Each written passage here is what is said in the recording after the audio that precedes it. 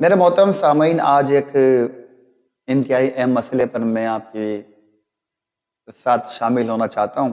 پہلی بات یہ ذہن میں رکھیں کہ خلافت کی ترتیب من جانب اللہ ہے، اللہ کی طرف سے ہے، بندے کی طرف سے نہیں۔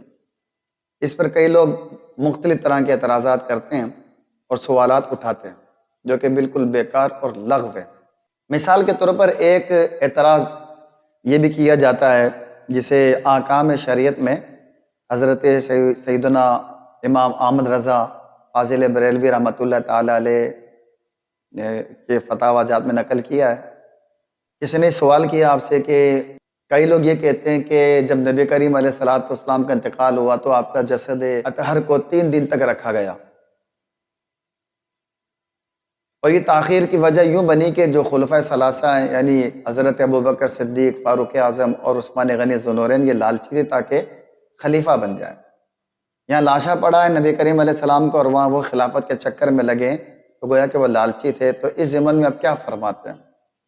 تو اس سوال کے جواب میں سیدی اعلی حضرت نے جواب ارشاد فرمایا کہ نبی کریم علیہ الصلوۃ والسلام کا جسد اقدس اگر سالوں ہی رکھا رہتا تب بھی اس میں اصلاً یعنی بالکل بھی کوئی تغیر نہیں ہوتا، کیونکہ جو انبیاء کے اجسام ہوتے ہیں اللہ تبارک و تعالیٰ نے انہیں تغیر سے سلامت رکھا ہے۔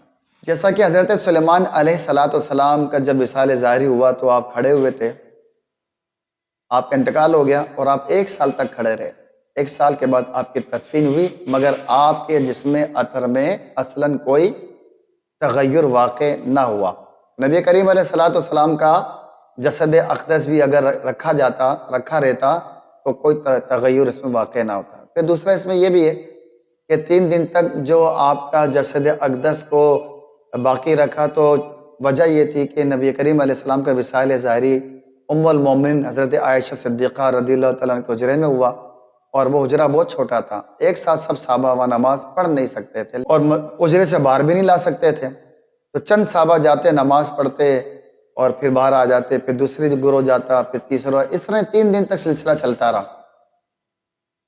اگر 3 برس بھی یہ سلسلہ جاری رہتا تب بھی نبی کریم علیہ السلام کے جسم میں کوئی تغیر واقع نہیں ہوتا۔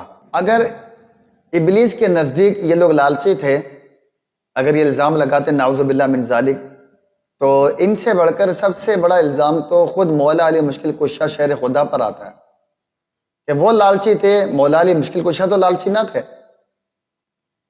اور جو تدفین کا تعلق ہوتا ہے، جنازے کے غسل وغیرہ کا تعلق ہوتا ہے، وہ گھر والوں سے متعلق ہوتا ہے، تو مولا علی مشکل کشا کو چاہیے تھا کہ وہ کام سر انجام دیتے، انہوں نے کیوں نہ کیا؟ تو اس سے ہی پتہ چلا کہ مولا علی مشکل کشا بھی اس بات پر راضی تھے کہ مصلحت دینی یہی تھی کہ آپ کے جسم اقدس کو باقی رکھا جائے، کیونکہ اس میں تغیر کا احتمال ہی نہ تھا۔ تو مولا علی مشکل کشا نے بھی کام نہیں کیا تو وہ بھی اس پر راضی تھے، اور صحابہ کرام کا اس میں اجماع تھا، تو سب اس پر متفق تھے۔ تو اس لیے 3 دن تک آپ کے جسم کو باقی رکھا، اور 3 دن کے بعد آپ کی تدفین ہوئی۔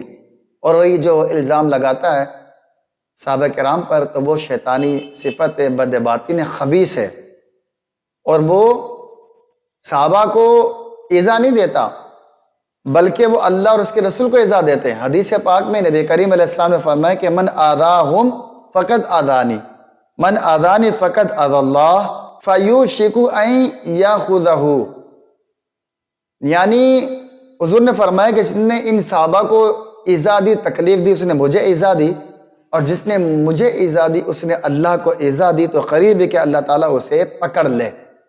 تو میرے محترم سامعین کرام، جو اس طرح کی باتیں کرتے ہیں کہ یہ خلفاء معاذ اللہ لالچی تھے، تو وہ اپنا انجام پر غور کریں۔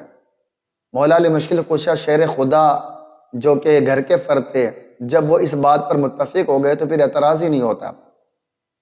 تو یہ خبیث باطن سے اس طرح کی باتیں اٹھتی ہیں، اور خبیث اور گندے ذہنوں سے اس طرح کی باتیں اٹھتی ہیں، اور اللہ ان کی پکڑ فرمائے گا۔ تو ایسے جو لوگ جو خلفاء ثلاثہ کی شان میں گستاخی کرے، بلکہ جو کسی صحابی کی شان میں ادنا سے بھی گستاخی کرے، چاہے کتنا بڑا مقرر ہو، عالم کہلاتا ہو، پیر صاحب ہو، پیر خانہ چلاتے ہوں، ان لوگوں کے شر سے اور ان کے قرب سے، ان کی صحبت سے بچنا چاہیے، کہیں ایسا نہ ہو کہ ہمارا ایمان برباد کر دے۔ اللہ تعالیٰ میرے اور آپ کے ایمان کی حفاظت فرمائے۔